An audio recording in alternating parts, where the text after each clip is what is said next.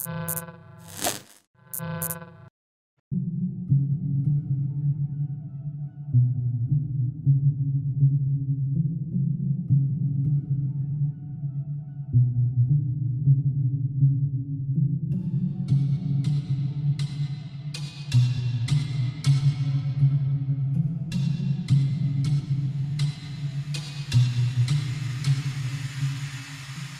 chào Hoàng Yến. Chào Dustin. Nghe giọng giống ai? Chưa đoán ra. Hôm nay các em sẽ được thử một cái thử thách rất đặc biệt. À, Nam Trung gần giống rồi, gần giống rồi đấy. Làm sao mới giống? Các em sẽ được thử thách rất đặc biệt. Và điều này đòi hỏi một tư chất của một ngôi sao. Anh Nam Trung nhấn nhá hay lắm. Ngôi sao. Hoàng Yến thì sao? Thì nói chung là vô cái chương trình này á, thì mình được đầu tiên là học hỏi từ anh Nam Trung này, cách ăn nói, cách nhả chữ làm sao nói mà chậm lại. đúng rồi, nói chậm lại, đúng rồi, chính xác. Yến có thấy là Yến nói nhanh đâu? Đúng, nhả chậm lại rồi đó. Chậm lại hơn hồi xưa rồi đó. Còn xưa nói nhanh lắm này sao? Ủa mày làm gì? Nói gì mà không nghe cái gì. Ngay cái bản thân mình lên mình coi lại mình cũng không hiểu mình nói cái gì luôn. Nhưng mà trên TV là nói chậm lắm rồi, tại vì ít nói hơn rồi. Thật ra mình cũng không có ít nói, nhưng mà vấn đề là có những cái mà người ta đã nói rồi thì mình không muốn lặp lại. Và nếu chắc chắn như mình lặp lại những cái ý của người khác mình sẽ lựa chọn. Và mình chỉ muốn chắc lòng những cái ý nào mà nó đủ thôi, bởi vì đây chương trình này lần này là của những bạn thí sinh đã có kinh nghiệm. Chính vì điều đó mà mỗi người mà khi mà trao đổi ra những cái ý cần thiết thôi. Còn không phải thì nếu không cần phải nói nữa. Nói chung là nói ít mà làm nhiều. Chứ đa số là vậy. Rồi bây giờ làm thử đi. 30 giây tạo dáng được nhiều nhất. Bây giờ Yến thị phạm cho Dustin đi. Nhưng với đạo cụ đặc biệt. Đạo cụ gì? Hôm nay đạo cụ đặc biệt chính là cái thau. Đây là cái đạo Được cái cụ. khăn, được cái thau. Ủa bây giờ có cái thử thách nào mà chụp hình với cái thau chưa? Chưa đúng không? Bây giờ mình phải làm sao thật high fashion nha. High fashion hơn là Coco Rocha. Cái thau vừa quá cả làm Làm được không? Ok, Bây giờ chơi. cố vấn chuyên môn có làm được không? Chơi thôi. Đúng không? Làm được đúng Thì không? chơi thôi. Chơi hết. Sợ gì phải xoắn Đó, nhờ. đây nha. Sợ gì phải xoắn không Ok nặng phết ha. đấy. Bây giờ chúng ta bắt đầu đếm nha. Được không? Cố vấn Mấy chuyên này môn hả? Hoàng Yến sẽ làm thị phạm tạo dáng nhiều kiểu nhất trong vòng 30 giây. Bắt đầu. Murder, kill anybody you heard. Fun for nobody for say a word. Catwalk, we wanna catch you a earn. Murder, darling, not even need a burn. They say fashion kills. They say fashion kills.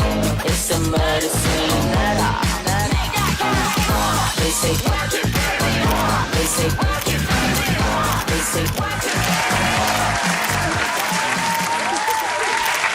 Vậy nó phải chịu cho Dustin là làm sao để mình tạo được những cái dáng nhanh vậy nhưng mà không bị lỗi. Vậy thì bây giờ thì Dustin sẽ phải làm cũng như những gì nó làm cùng với một cái khăn này. Cái khăn lụa đó hả? Đẹp hơn rồi, sướng hơn rồi, đỡ tôi làm cái thao bự quá. Chuyện nhỏ. Nhưng mà Yến là cố vấn chuyên môn, Dustin không có biết cái gì. Dustin chỉ có làm bằng bản năng thôi. Bây giờ Yến có thể cho Dustin những cái bí quyết tạo dáng thật là chuẩn.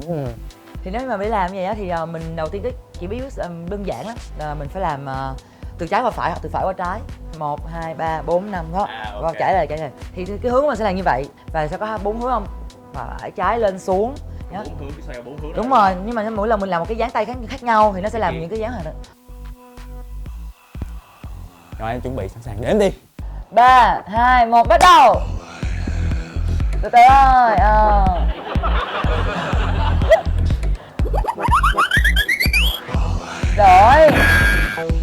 Đổi mình cho khác đi, đừng ống kính nữa. Rồi mặc đi ống kính ở đâu, quay ống kính mà không mình đấy. Tìm kỳ vậy.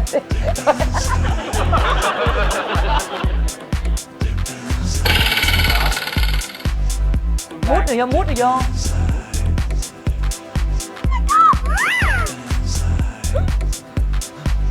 Được cố vấn chuyên môn. Cũng được, mình dáng lạo không hiểu sao ra. Ra là hồi xưa cũng làm mẫu chứ bộ. Đây. Chân cũng dài chứ bộ. Nhưng mà lúc dài lúc ngắn. Thôi là sao? Chuyện gì vậy rồi? Chơi vui vậy thôi. Bây giờ phải làm nước chứ. Yến thường uống gì? Yến hả? Yến tôi uống rượu đế thôi, tôi uống rượu đế thôi. Oh my god. Gì ghê Ở đây vậy? chắc không có rượu đế mới nói vậy đúng không? Không biết là không rượu đế mới nói vậy. Cái gì cũng uống được đúng không? Nói chung là cũng uống được mà tùy. Để Sương sương thì được, cái mà uống quá thì chết. có hay đi mua túi giả không? Đây là túi Hermes hàng fake loại 1. Kiếm ở đâu? Đường Nguyễn Trãi nhiều lắm không? Ồ, Bên lại Nguyễn một Trãi kỳ vậy, lại một phải giống thiệt lắm chứ mà cái Hermes đâu có dây kéo đâu. Một để nhà, cái này lại nhiều vậy. Con đường Nguyễn Trãi nó tượng trưng cho cái con đường gì? Thời trang. Nó bán nhiều. Bán nhiều đồ sống nhạc rồi đó hả? Cái đó là Nguyễn Trãi quận 5. Còn cái này là Nguyễn Trãi quận nhất nha cưng. Bình tĩnh phân biệt được. Ok. Tôi thấy là Yến là một người yêu thời trang, cho nên là trong menu của Sri á nó có một cái món gọi là Nguyễn Trãi. Món nào nó cũng có tên đường hết á. Đúng rồi.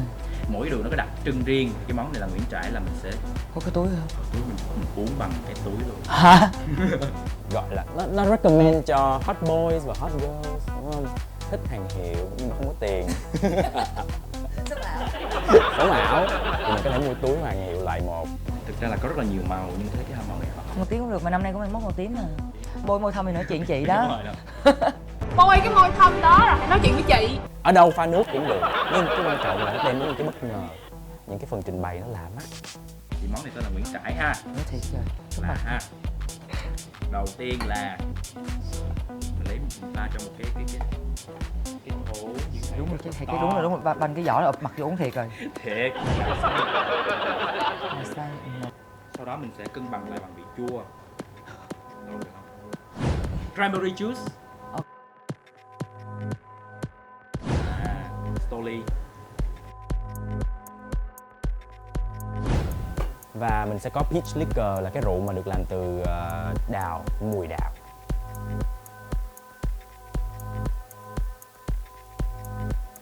Khuấy. Nhưng mà nó lạ lắm. Bubbling wine. Rồi nó pha nữa rồi đó. Hot một tí. Cái phần mình trang trí vô cái túi này là cái túi của Yến. Ở trong đây nó sẽ một con cái đèn. Tại vì phải làm cho nó rất lớn. Ok. Đúng ụp mặt cái túi uống thiệt. Là cái món này là ai muốn uống, ai order món này là cũng được nguyên cái túi vậy đó hả? Đúng rồi. Có mấy cái màu lận. Mỗi lần này đem ra là bưng ra vậy. Để đây không ai hiểu gì hết. Hay. Ý tưởng của ai hay nha. Khói. Liên. Trời, này giống sư khí độc đó. Giống kiểu giống trong phim đó mà tiên nữ đi tắm đó, hay một người tắm này vậy nè, hộ sùi bọt cái đổ này vô đó. Nguyễn Trãi, khu phố thời trang dành cho Hoàng Yến. Mai mốt tới đây là nhìn nó cái món này là nhớ tới Dustin nha. Tại vì Quốc mày phải không uống hết 100% hay sao vậy? Từ từ thưởng thức thôi. Cũng uống tới hết show cũng còn chưa xong. Chưa chết không sao. Phải có thần thái chứ, mình là cố vấn chuyên môn phải thần thái đó. Cũng lý phải thần thái. Không mà thiệt sự nha, Hoàng Yến mất tích lâu quá trên truyền hình đó. Thứ 2, 13 tới giờ không có mất tích, mà là mình không có phải là người giống như là không bằng người mẫu nữa để vào để ra đi hát, hay không bằng người mẫu nữa để làm diễn viên, hay là để làm kinh doanh. Không có nghĩa là mình không đi tìm một cái gì đó để mình tiếp tục nổi tiếng. Vậy mình không thích. Mình nói chung là mình không thích làm những việc mình không thích. Nhưng mà mình thích làm DJ. Tại vì mình thích. Tại vì vô tình á, mình là người rất là năng động. Mình thích những cái gì đó sôi nổi, nó nhiệt huyết, đôi khi nó ồn ào. Thì rất là nhiều lần đi qua nước ngoài để tham dự những cái festival của nó đó, thì mình vô tình mình mê công việc này. Tại vì thấy các người DJ á, nó giống như ông vua gì đó, biết là sao không? Vì nó kêu ngồi 100.000 con người ngồi xuống hết, thử không ngồi coi nó không mở nhạc clip một ngồi cái chết sao? Chết hết. Nhiều khi nhảy phải không? Ok, bùng một nhạc lên là nhảy rồi, lên trời ơi, một cái người có thể điều khiển cả một đám đông. Và nó rất hay với bộ. Mà chưa kể nữa, nếu nó vui đi thì nó đánh nhạc cho mình vui, nó không vui đánh nhạc cho mình buồn luôn. Ủa mà bị gặp DJ nào đánh nhạc cho buồn luôn? Gặp rồi chứ, trời ơi, giống như là bữa đó bực bội hay sao đó, đánh nhạc mà mình cũng bực bội theo luôn. Nó rất là nặng. Phải không? Có hỏi mọi người xung quanh là ai cũng bực bội giống vậy? Ở xung quanh đừng có tâm nữa, mọi người thấy nó nặng nề. Ý nghĩ đó là cái chiêu của DJ. Tại khi quá nặng nề rồi đó, thì khúc cuối đó sau đó đã bừng. Hay với bộ, điều khiển cảm xúc người khác đâu phải dễ đâu. Giữa producer với là DJ nó khác nhau, chỗ là producer là tạo nên một bài nhạc, DJ là phải gom tất cả các bài nhạc để tạo thành một cái mood chung. Thì nó đi không có đường dây từ đầu bằng làm cái gì, thì cuối cùng nó sẽ được cái gì đó không đó. Đó xin có đọc cái bài báo mà Yến trả lời phỏng vấn là ba mẹ vừa nghe nói mình tạm gác nghề người mẫu chưa kịp vui mừng thì đã thảng thốt quay ra nhận ra chuyển qua làm DJ? Cuộc đời ba mẹ Yến lúc nào cũng phải bất ngờ với con gái út nữa chứ. Bởi vì làm người mẫu là một cái nghề quá là thị phi rồi, phải thức khuya dậy sớm, rồi công việc không ổn định. Bây giờ là DJ nữa thì mẹ nghĩ trời ơi giờ đâu mà ngủ. Vậy tại sao Yến lại nhận lời làm next top model? Nhưng mà vấn đề ở chỗ là đang người mẫu vẫn là đam mê của Yến. Nhưng đến khi gọi là tại sao Yến không đi diễn nhiều nữa, bởi vì mình cảm thấy mất lửa. Mất lửa cái sàn diễn. Bởi vì sao? Bởi vì diễn cái sàn diễn nó không có gì mới mẻ. Cái này xung quanh mình không có ai gọi là có cái tinh thần, tạm gọi là tinh thần chặt chém đi. Tinh thần chặt chém giống như đàn chị ngày xưa, tạm gọi mà thật ra chặt chém ở đây không phải là chặt chém gọi là vô học đâu. Chặt chém ở đây có nghĩa là khi lên sân khấu, mỗi người luôn luôn có một thần thái riêng hoàn toàn khác nhau. Mỗi người luôn muốn thể hiện hết mình những gì bạn mà người ta có khả năng để người ta cảm được bộ đồ đó. Ví dụ như một áo dài đi, với Yến sẽ diễn khác, nhưng với Ngọc Quyên đi, nó sẽ diễn hoàn toàn khác, nó sẽ chống nạnh lên. Nhưng Yến sẽ diễn khác. Yến là diễn mà đó một cái rất là một cái quý phái hơn, nhưng Quyên sẽ diễn thời trang hơn. Mỗi người họ sẽ có một cái cách để thể hiện bộ trang phục đó khác nhau theo cách họ cảm, nhưng mà một cách nó rất là có tâm.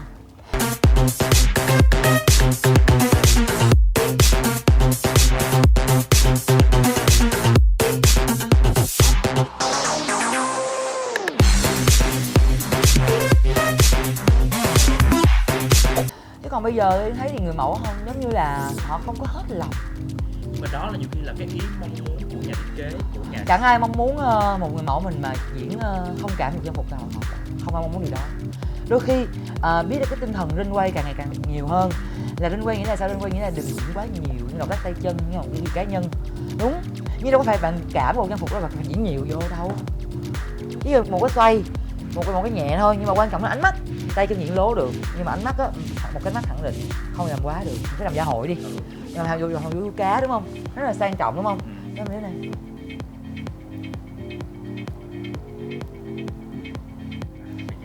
Lại mà mình mở. Cái phải từ từ, phải hay một bộ đồ. Phải đếm 1, 2, 3 không? Ý luôn đếm cho mình một cái làm gì đó phải 1, 2, 3. Như Ồ, 2 cái. có nghĩa là 3 đi sẽ đổi, cứ 3 sẽ đổi cái của mình làm cho mình nói ra sẽ mất tiền mất biết luôn. Còn ví dụ như mình diễn quay, mình thấy phải khác, phải mạnh, phải strong thì lúc mình ra mình chưa vậy. Ánh mắt nó phải có cái gì ở trong đó. Nói chung là ý diễn luôn, cái tinh thần của ý diễn là mình muốn khán giả tôn trọng mình. Không có ghét nhất là khi mà đang diễn mà cảm nhận được là người khác có người khác bấm điện thoại hay là ngồi làm gì chuyện khác thôi, mình muốn mình diễn ai cũng phải nhìn hết thì bắt buộc mình phải bỏ vào đó cái tâm của mình trong đó thì người ta diễn, người ta cảm nhận được, người ta sẽ xem. Cái nhìn next top của Mỹ đi, người ta hướng cái người mẫu của là đi theo những cái hướng là high fashion đi, là hạn chế phải đưa cái tôi của mình quá nhiều vô sàn diễn. Ý nghĩ như sao? Cái tôi của mình đúng là những động tác tay chân đi thì không nên hạn chế, bởi vì ngày xưa có khoảng 20 năm trước thời trang thế giới hay diễn rất là diễn, cái cá nhân là diễn rất nhiều, diễn tay diễn chân, giống như mình những năm 10 năm về trước chẳng hạn, đó là hơi over. Thì bây giờ họ thiết chế lại, vô tình họ làm những cái dàn người mẫu nó hơi bị giống robot. Ai cũng giống ai, bạn nào ra cũng giống nhau. Ngay vậy, nhưng mà tính ra người mẫu của họ cái lại gọi là vedette, họ những người có chất, nó luôn luôn có những cái riêng trong cách diễn, trong bước đi. Nhưng mà nếu Yến nói vậy á thì nó chỉ dành cho những người mà gọi là first face hoặc là vedette thôi, thì họ có quyền làm như vậy. Không, thật ra chẳng hạn như nếu một người mẫu tôi diễn ở giữa nhưng mà tôi diễn bằng rõ ràng, tôi diễn tôn trọng bộ đồ, ý nó không cần diễn phải diễn cá nhân quá nhiều, mình diễn bằng thần thái. Thì nếu bạn là một người mẫu có chất, bạn cái gì bạn diễn có tâm thì một ngày nào đó chắc chắn bạn sẽ lên những vị trí kia. Bởi vì nhà thiết kế sẽ nhìn ra được điều đó mà. Mình chứng rõ ràng nhất là cái show vừa rồi như anh Đỗ Mạnh Cường đi, nếu cái đầm nó không diễn như vậy thì chắc chắn anh sẽ đi luôn cái đầm. Phải diễn như thế, bởi vì cái đầm bay rất là bay, mình phải diễn cho người ta thấy được là cái đầm rất là bay bổng. Quay lại next top nè, theo Yến thấy thì so sánh với cái next top của Mỹ á, cái Việt Nam của mình nó đã làm được cái điều mà gọi là tôn trọng được cái bản gốc không, hay là phá hỏng banh cái bản gốc rồi? Yến thấy về chương trình next top khá là bám sát ở cái bản gốc, ở những điểm về mặt thử thách. Về thử thách thì luôn luôn là những thử thách đề ra cho người mẫu. Đối với mùa này thì Yến cảm thấy là nó khá là bám sát bản gốc. Cái drama ở trong nhà chung của Việt Nam của mình với bản gốc, Yến thấy nó giống, có tôn trọng bản gốc không, hay là ở đây mình làm quá? Nói thật nha, cái mình cảm nhận á, về ở bên phương Tây á, họ sống thoáng quen rồi, ngay cả người bình thường cũng vậy. Người bình thường họ có những cái giao tiếp rất là dễ gần, họ rất là thoải mái, họ không có quá ư là kiểu cách. Đúng. Họ không phải là nó vậy. Đúng rồi, rất là fun, rất là và thoải mái, welcome lắm. Và đôi khi Việt Nam mình cũng đang dần hướng theo cái đó, nhưng mà vẫn không thể nào mà bỏ những cái giá trị văn hóa truyền thống xưa cũ. Cái cách mà giao tiếp á, Họ luôn luôn là phải có cái gọi là phải giữ thể diện, phải có cái mặt. từ từ rồi quy chuẩn quy cách. Nếu mà ngồi phải thế này thế kia thì vô tình những cái mà chửi nhau đánh nhau bị hơi quá so với người xem, mặc dù người ta cũng muốn coi những cái đó chứ phải không. Mặc dù họ cũng trông chờ những cái drama, những cái gì đó nó ngoài cái sức tưởng tượng của họ để họ xem, nhưng khi mà cái ngoài sức tưởng tượng đó nó đi hơi quá chẳng hạn, hoặc là nó bị lố chẳng hạn, thì bắt đầu quay sang chửi, thì sẵn sàng dùng những cái lời nói rất là tệ hại để chửi và phán xét. Đôi khi nhưng mà phán xét đó nó hơi quá, hơi nặng. Nhưng mà Yến là khán giả, Yến thích xem những phần gì trong Next Top? Cá nhân Yến là khán giả thì chắc chắn Yến chỉ thích xem những phần chuyên môn và nhất là phần loại. Nó sẽ có nhiều cái hay và những cái nhạc chung. Yến nghĩ là bởi vì một tập sẽ quay trong rất nhiều ngày và lên sóng chỉ có khoảng 15 phút cho một phần đó. Thử hỏi mười mấy ngày mà đem ra chắc lọc của như những có mấy ngày đó có chuyện để nói không? Chắc chắn có chuyện để nói. Cô ấy nói với tôi với bộ mặt rất là kinh kiệm. Chị lấy cái giường đó nha. Cái sân này cũng phải. Chị chẳng có quyền gì mà chị lấy cả khi ở trong phòng này. Ủa? Nhưng mà chị là một vấn đề chung, xin lỗi nha. Nếu mà chị là người tử tế thì chị phải nói là các em cho chị mượn chứ không phải là chị lấy. Chị có quyền gì mà chị lấy. Thế bây giờ nếu một tập quay trong một ngày cho nhạc và bao nhạc luôn á, tại vì một ngày không thể nào nói lên tất cả mọi thứ. Thì Yến thấy cái The Face là cái chương trình mà đang gọi như là đặt lên cán cân của Next Top Model All Star. Thì tại sao The Face năm nay lại không có một cái gọi là drama gì quá nổi trội mà thật ra người ta nói là còn quá nhạt? Thì Yến nghĩ sao? Yến nghĩ là do cái lượng thí sinh. Yeah. Tại vì đối với những người mẫu mà nó điên hơn là người bình thường. Người nghệ sĩ đó nói chung á thì vẫn trong người cái tố chất là điên và phải điên mới làm nghệ thuật được. Thì cái điên nó vô tình khi mình 13, 14 cái điên ở chung với nhau thì nghĩ đi, có phải sẽ bộc phát là những cái là không thể tưởng tượng được không? Thì chắc chắn những cái không tưởng tượng đó nó sẽ đi, có những cái nó ở trong tầm kiểm soát, những cái vượt ngoài tầm kiểm soát. Thì cái vượt ngoài tầm kiểm soát chắc chắn sẽ bị nhắc nhở. Còn đối với những cái comment hay là những cái dư luận họ là bảo là phải không đuổi lại thẳng cổ. Thì bây giờ nếu như mà đuổi thì ok, đuổi hết một lần 5-6 đứa hơn. Thì sau đó chương trình dẹp đóng sớm, không gì coi nữa, không gì để coi nữa, đúng không? Đồng ý không? Yeah. Nếu mà để đuổi hoặc là công bằng á thì đuổi hết một đám luôn. Tại đứa nào cũng trong đa hết. Đúng rồi, đứa nào cũng có chen vào phần đó mà. Rồi sau đó là không loại, mọi người lại bảo ôi diễn này nọ kia là không loại để đủ tập rồi nọ. Cái gì cũng hay nói được. Nếu mà The Face năm sau mà mời Hoàng Yến thì Hoàng Yến muốn ngồi cùng hàng với lại những ai? Chắc chắn Yến sẽ muốn ngồi cùng với những người ngang thời với mình hoặc những đàn chị của mình, thế thôi, chứ mình không bao giờ muốn ngồi với những Ví dụ như trong những người mà em. ngang thời với lại Yến thì hình như bây giờ còn Thanh Hằng là còn hoạt động. ngồi với Thanh Hằng chẳng hạn, hay những người bạn đàn chị của mình rất thích ngồi chung. Nhưng mà Yến nghĩ là Yến với Thanh Hằng sẽ có những cái điểm khác biệt gì, nhưng mà đang mang đến những cái màu gì khác biệt không? Còn những người không an toàn sẽ luôn nhận được những hai hướng, một là được tích cực, hai sẽ dễ bị chửi hơn. Thì Yến luôn luôn chấp nhận là người không an toàn. Chị Hằng thì luôn luôn làm cái phạm vi an toàn, và cái an toàn đó đối với chị Hằng là cái thật được sự lựa chọn của mình. Bởi vì cá nhân mình có rất nhiều người khuyên mình là tại sao không như thế, nó sẽ đem lại rất nhiều cái lợi cho mình về mặt quảng cáo nè, hay là về những về mặt quan hệ nè, nhưng mình vẫn không chọn cách đó bởi vì cá nhân cái tính nó vậy rồi, không chịu ngồi yên chỗ được.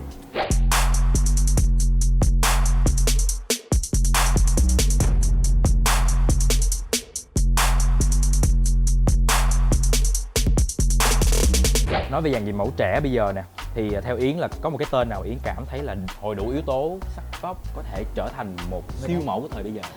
Để gọi là hội đủ yếu tố thì rất nhiều bạn hội đủ yếu tố, nhưng đa số vẫn còn thiếu chút xíu. Các em đều bị thiếu chính là cái sự siêng năng, mà cái sự cảm nhận, siêng năng tìm những cái khác của mà những người nước ngoài đã từng làm được mà bản thân mình không làm được. Họ thiếu những cái đó, họ thiếu sự cạnh tranh đối với nước ngoài á. Cạnh tranh trong nước cạnh tranh làm gì? Cái thiệt á, cạnh tranh trong nước chả gì để cạnh tranh á. Hồi xưa Yến có từng nghĩ là cái thời của mình đáng lẽ là mình cũng chuẩn bị để có một cái vóc dáng kiểu rất là mảnh khảnh để tấn công thị trường nước ngoài. Thật ra cái mà Yến nghĩ khi mà Yến có dáng một mảnh khảnh không phải là Yến tấn công về nước ngoài đâu, mà là Yến thỏa mãn bản thân của Yến trước. Tại vì mình rất thích ốm, cá nhân mình chỉ muốn chọn nhìn những người mẫu ốm của mình thôi, chứ điều muốn chảy nước miếng luôn á. Thèm lắm. Nhưng mà cái gì nó khắc nghiệt quá, những bạn trẻ đi cứ nghĩ là làm người mẫu là phải kiểu phải ốm thì là ốm, mà bây giờ nếu mà bị lỡ mà che mập một cái Thì nè, ốm xong đã ốm nè, mọi người kêu ốm quá, thấy ghê quá, xong rồi chiều lòng mọi người mập lên, chửi mập quá vậy chị, rồi mọi người hốt không độ vậy chị. Đó mình nghĩ là biết gì xưa mày bảo ốm ủ sao mà mập thì cực chứ ai cực. Mà cơ bản là gì mập thì dễ, ốm nó có dễ đâu. Hối hận, đó là sự hối hận lần đầu tiên trong cuộc đời này. Bây giờ quyết tâm là nếu ai nói gì cũng kệ, không nghe nữa, mình thỏa mãn mình được rồi, mình thấy mình ốm là được rồi. Bây giờ có một cái thử thách cho Yến nói chuyện hay quá à, dễ thương quá à. Tư vấn tâm lý bây giờ chưa? Cũng có sơ mà tôi lớn thông người ta khùng hơn nữa mà. Yến sẽ làm chị Mã Lệ Phi Xuân.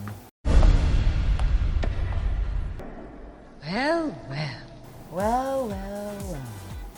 Chị Mã Lệ Phi Xuân ơi, em hiện tại cao 1m50, em ước mơ trở thành siêu mẫu như chị Võ Hoàng Yến. Em phải làm sao? Chị Mã Lệ Phi Xuân hãy tư vấn cho em với. Chị nghĩ em thi rất được luôn, thi rất được luôn. Được, nhưng mà chị nào biết có rất là ru nữa. Không biết nữa, cái ngoài nước ngoài kiếm mùa đó. Chứ bây giờ 1m50 mà mình làm siêu mẫu thì chắc có cùng lắm, chứ phải làm chụp ảnh từ đây lên thôi. Nếu mà đẹp. Chứ còn người mẫu thì diễn chứ không. Siêu mẫu khó lắm.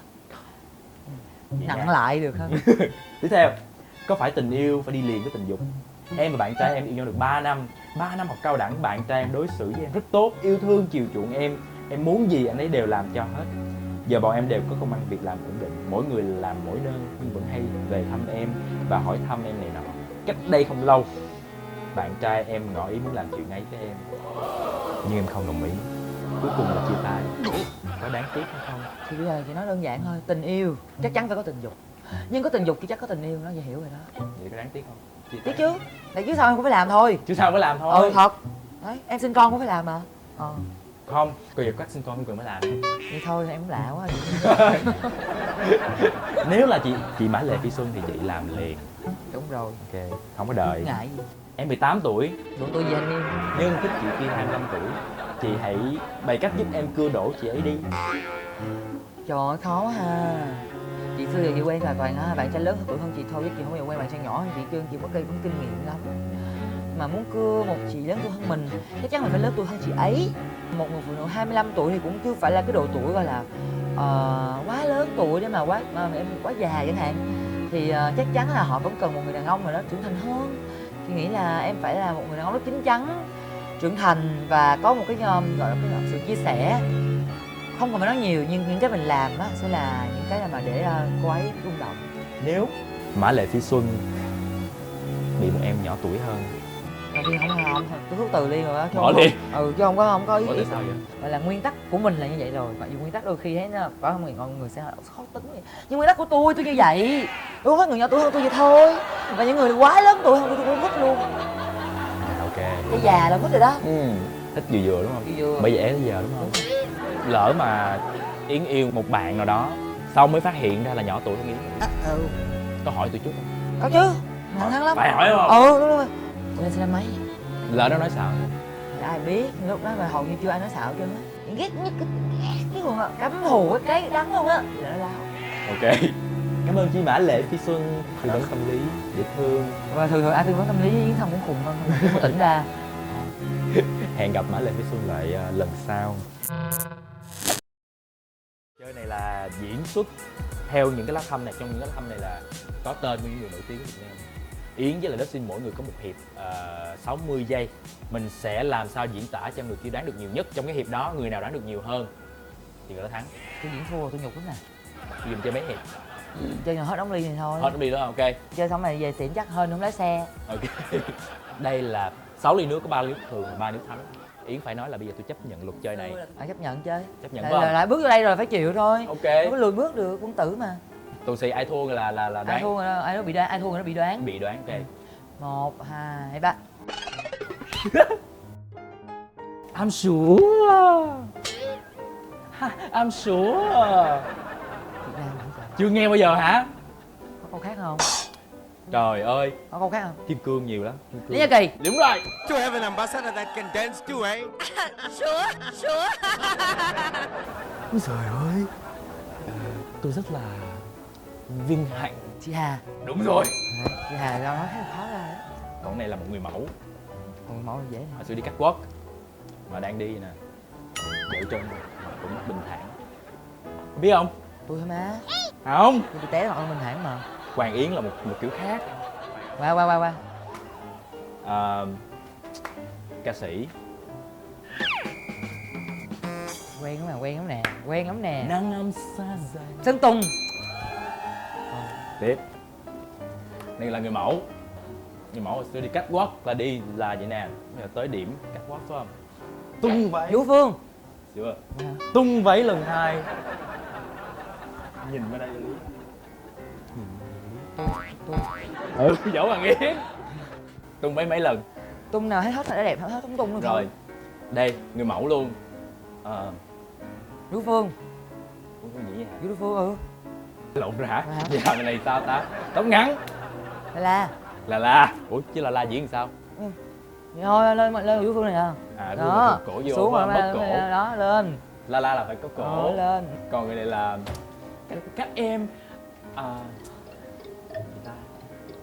Người nói sao ta? Người Bắc nữa nè, là người Bắc rồi đó. Người mẫu hả? Thằng Trung. Rồi đó, tôi quá mệt mỏi rồi là ra rồi. Quá mệt mỏi rồi. Tôi quá mệt mỏi rồi. Tôi quá mệt mỏi rồi. Quá mệt mỏi rồi. Đỗ Hoàng Yến. Chèo đen. Người mẫu kiếm chèo đen. Hoàng Thùy. Người mẫu mà không mời. Mai Ngô. Người mẫu mà đi làm được face đem héo dương miệng. Phạm Hương. Cái đê ca sĩ mà nói tiếng Hàn. Harry Won. Ok. Tôi cũng thăm nói chuyện với chị. Mà Minh Tú hả? Diễn viên bán là khó quá. Khó. Gì nói ta? Biết đâu chẳng không nói chồng hay đi quên dễ rồi, đoán được liền rồi.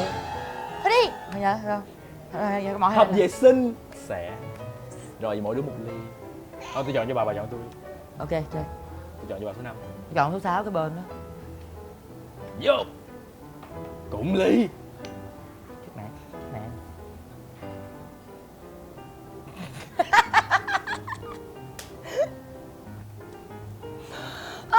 Chết rồi. Lẽ lên. Là gì? Mũi là biết rồi. Đã không?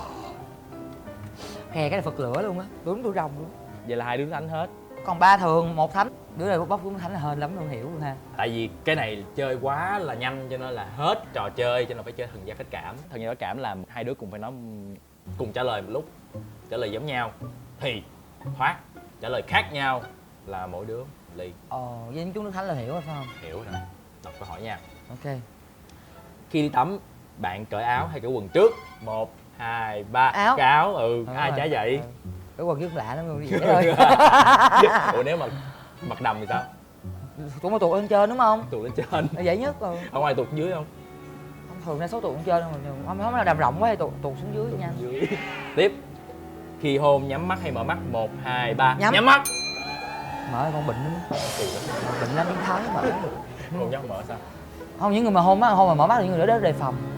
Không yêu thật sự. Ừ. Có bao giờ gặp ai hôn mà mở mắt chưa? Mình nhắm không sao biết mình ta mở hay không. Hay quá. Không chân thật. Tiếp.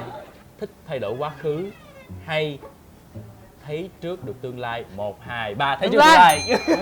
Tại sao? Tại quá khứ mình nói mình khuyên năng đắc mà không bao giờ hối hận gì đã làm mà thích tương lai thôi. Thấy trước được tương lai chứ thấy được. Không, cái ước gì có còn mấy thời gian của mèo Doraemon được rồi. Sẽ đi đến khoảng thời gian nào? Coi mà sau này mình già rồi mình còn có đẹp hay không. Muốn đi tới mấy tuổi? Khi nào hết đẹp rồi được rồi. Kể tên một vật dụng bạn không thể thiếu khi đi quẩy. 1, 2, 3. Ba lô. Điện thoại. Cái gì? Đi quẩy là đi ba lô. Ba lô là mang sao? đồ, đựng đồ, cái có điện thoại luôn. Bà đi quẩy mang ba lô hả? Đeo sau lưng nè, đi quẩy cũng phải mang đồ chứ. Đúng rồi, Đi quẩy là sao biết không? đi quẩy. Đi quẩy mang ba lô hả? Kỳ vậy? Theo ba lô, tụi nó hay đeo ba lô nhỏ sao Xinh để men nước quá vậy? nè. Chưa Đi thấy đàn ông mà. Chưa thấy một Với bánh bèo bèo đó mang nào. điện thoại. Như vậy. Còn không nếu mà ngoài ba lô thì đừng nói là nó hợp phấn. Dặm mặt quậy xấu, không dặm mặt là cái đẹp. Xin lỗi trước giờ tôi muốn bèo. Mình nhầm. Bên ngoài phụ nữ cốt đàn ông. Bây giờ mình chọn với nhau. Tự chọn luôn. Tự chọn. Cái này mình an toàn. Ý là an toàn không? An toàn ạ. Mà nó nghe là nước chính hay nước robinet vậy? Nước chính. Selfie để làm gì? 1, 2, 3. Facebook. Để đẹp hả?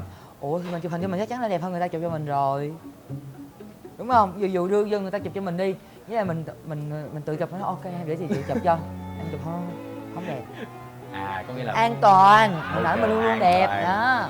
Mà có chỉnh sửa app gì không? Không cần chỉnh sửa, mình tự chụp phải an tâm mà. Làm sao mà chụp mình? Nhưng mà nếu có selfie mình cũng dành thôi để chị selfie cho em. Đây để chị cầm nhiều fan nó muốn chụp với mình á. Chụp Đó là để chị chụp làm cho. để chị chụp cho. Nhưng mà thật ra là người ta tưởng chị rất là thân thiện. Không, này tay nọ. chị dài hơn, dễ canh góc hơn. À. Không, đó cái cặp gầy thì sướng rồi đó, dài vậy đó. Rồi chọn đi.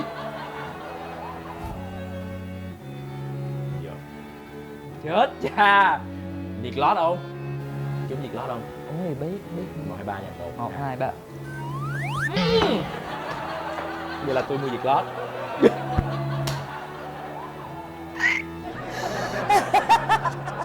Chúc mừng. Giờ vậy lót đi chị ba. Sau cái chương trình Next Stop này nè, Yến thấy Yến được cái gì, mất cái gì? Toàn là được thôi. Vậy đó. Được nhiều kim cương. Là Dạ. sao? Nè kim cương nè. Khổ Thức quá khuya ha. dậy sớm mà khổ đi không được ngủ nữa. Mà mặt mình là nói là nổi tiếng luôn, là không bao giờ có mụn, nổi tiếng luôn. Lần đầu tiên cuộc đời này hết rồi. Kim cương quá trời giàu luôn, bây giờ coi như đại gia đó, là đại gia kim cương rồi đó nha. Quay trở lại vậy rồi bắt đầu một cái cơn bão gọi là xuất hiện trên truyền hình vậy, mà bây giờ cũng lớn tuổi rồi sao lấy chồng? Chồng là chuyện của duyên phận, tùy duyên. Chắc chắn là vấn đề là không bao giờ gọi là không bao giờ có, phải gọi là mình có đôi khi cái cơ hội đó nó ít, nhưng mà mình luôn luôn quan niệm là ít nhưng mà chất lượng. Có một người mình để ý là người đó cũng thích mình nè, nhưng mà người đó bắt Yến là phải bỏ nghề thì Thôi. mới lấy- thôi luôn, mai Không, luôn. nó không còn nói xong câu luôn thì thôi luôn á. Bỏ nghề á, giờ làm gì giờ? Ngồi chỗ ở nhà không nuôi con cho nấu cơm hay đợi chồng về hết. No. Không thể nào sống được cuộc sống vậy được, không thể đi làm cái gì đó. Đấy. Không, ok anh đưa tiền tự em làm em tự mở kinh doanh em làm. Không đưa tiền em sống mỗi ngày đi, giờ muốn mua đồ hiệu hết, ngày nào cũng được mua đồ hiệu vậy đó. Đó là chị nói không? Vậy là coi như để luôn rồi đó. Không bé đâu, sẽ có người đó. Mình tin là như vậy. Tin Cuộc à? sống chúng ta nên tin vào những mặt tích cực, thì nên tiêu cực chúng ta sẽ không tiếp tục làm việc được. Không mà đó xin tin là Yến sẽ có chồng rồi. Mình sẽ có mà, không biết tuổi nào thôi. Thank you. Rất là vui và khá là khùng, mình được giải tỏa khi mà mình được thoải mái như vậy. Rất mong là vẫn sẽ giữ được góc dáng giống như mẹ mình. Dustin ơi khùng quá, Dustin ơi chịu không nổi luôn á. Mọi người hãy đăng ký kênh Dustin on the go để theo dõi những chương trình tiếp theo của Ba Story nhé.